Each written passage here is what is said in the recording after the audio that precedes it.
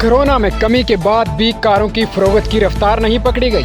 पहले कोरोना ने कारों की फरोख्त को मुतासर किया था, अब आलमी चुप की कमी के बहस कारों की तैयारी का काम फंस गया है। दिवाली के बुकिंग के लिए कारें अभी तक सार्फिन को नहीं मिली है।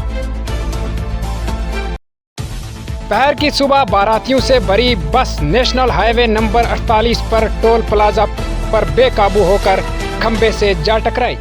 बस में सवार 23 अफराद जख्मी हुए। पुलिस ने बताया कि पहर की सुबह तकरीबन 8:30 जुलूस के साथ अजमेर से बंदीकोई जा रही एक प्राइवेट बस से बेकाबू होकर ठकरिया टोल प्लाजे खंबे से जा टकराई।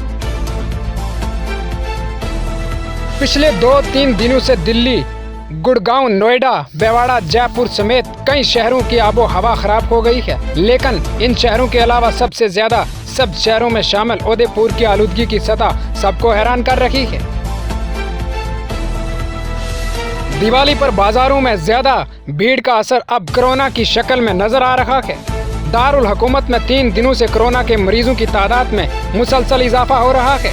ताहम पैर की दारुल हुकूमत में सिर्फ एक मस्बत मरीज पाया गया है।